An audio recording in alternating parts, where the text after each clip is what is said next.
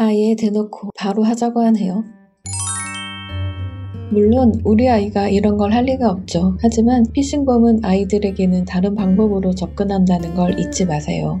먼저 성인을 대상으로 한 피싱 방법과 대처 방법을 이야기해 봅시다. 이전에는 상대와 라포 형성을 하는 노력이라도 들였다는데 요즘은 그냥 바로 들이댑니다. 채팅 사이트에 접속했더니 바로 메시지가 옵니다. 그것도 한두 명이 아니네요. 젊고 예쁜 프사를 한 여자들입니다. 이렇게 예쁜 여자들이 왜 여기서 영통을 해야 하는데 이들은 카톡이 편하다면서 카톡 아이디를 알려줍니다. 화질이 좋아지는 앱이라던가 화면 캡처나 녹화를 방지하는 보안 앱이라면서 설치하라고 유도합니다. 그러고 나서 뜨거운 영상통화를 하며 상대방은 피해자의 장면을 녹화합니다. 이 앱은 해킹 앱으로 피해자의 카톡이나 SNS의 정보를 탈취합니다. 피싱범은 영통할 때 녹화한 파일을 빌미로 피해자에게 돈을 요구합니다. 돈을 보내지 않으면 카톡 영상을 지인에게 뿌리겠다고 협박합니다. 노련한 피싱범은 피해자가 돈이 없다고 하면 카드 대출을 종용하거나 카카오뱅크에서 비상금 대출을 받는 방법도 가르쳐줍니다. 보통의 직장인이면 몇백 단위부터 시작하고 이를 게 많은 고급 직업을 가진 사람이면 1000단위로 시작해서 끝없이 빨아댄다고 합니다.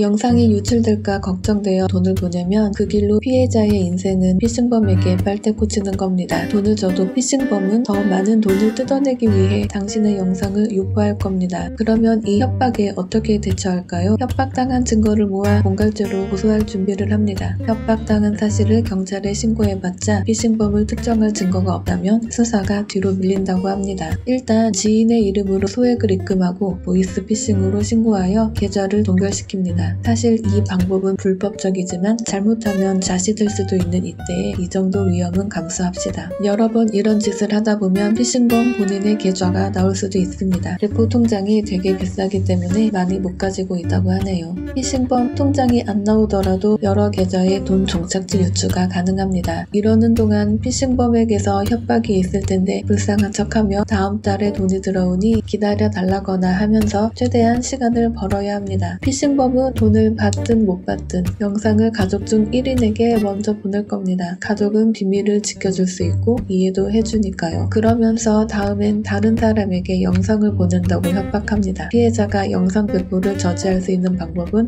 없습니다. 절대 돈을 건네지 말고 협박 증거를 모아서 신고가 아닌 공갈죄로 고소합니다. 혼자 고민하면서 내 영상을 지워줄 인터넷 장의사를 검색해봅니다. 그러면 신기하게 업체에서 싼 값에 처리해주겠다며 먼저 연락이 오기도 합니다. 어떻게 알고 전화했지?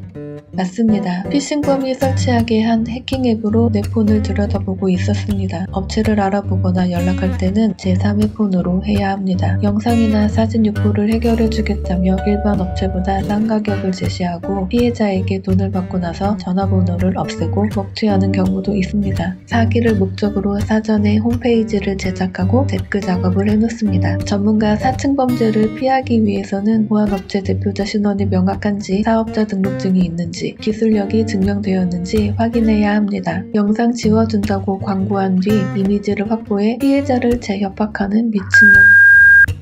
성인과 다르게 아이들의 성착취는 치밀하고 지능적입니다. 19세 미만 아동 청소년을 대상으로 한 온라인 그루밍, 우리 법에서는 성착취 목적 대화라고 합니다. 메타버스에서 아바타를 이용해 동성이나 이성인 척 접근한 뒤 아바타 칭찬, DM이나 아이템 선물로 마음을 얻고 신상 정보와 얼굴, 신체 사진 등을 받아낸 뒤 협박합니다. 이성에 대한 호기심이 왕성한 청소년을 노리는 범죄입니다. 아바타는 내가 아니기 때문에 그런 범죄에서 안전할 거라 생각하는 경향이 있습니다. 저는 성인이라 괜찮을 줄 알았는데 여자 아바타를 가지고 누나 하던 사람이 알고 보니 50대 아저씨여서 깜짝 놀랐던 적이 있습니다.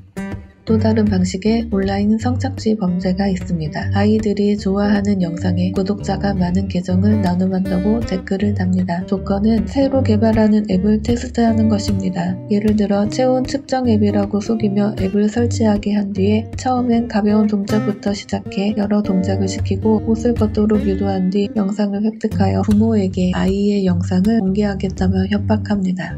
속상한 마음에 조심하지 그랬냐고 나도 모르게 말할 수 있는데 절대 그러면 안 됩니다. 절대 아이를 다그치거나 아이의 부주의나 잘못으로 질타하지 말아야 합니다. 그 상처가 평생을 간다고 하네요. 피해자에게 책임을 전가하는 인식 때문에 성범죄 피해를 부끄러워하며 숨기는 경향이 높습니다. 네 잘못이 아니야. 예민해도 괜찮아. 이상한 느낌이 들면 거절하거나 주위에 도움을 요청해야 한다는 것과 피해 사실을 알릴 수 있게 평소에 독려해야 합니다. 피해 아동의 보호자는 최대한 관련된 증거물을 소실하지 않게 보존해야 하며 앞서 말했던 온라인 사기 업체의 2차 피해를 입지 않게 주의해야 합니다. 아이가 온라인 그루밍 범죄에 피해를 입었다면 나라에서 운영하는 기관에 전화, 방문, 온라인 등으로 상담을 하고 법률, 의료, 심리치유 등의 지원을 받도록 합니다. 디지털 성범죄 피해자 지원센터의 경우 부모와 동반하지 않아도 도움을 받을 수 있습니다.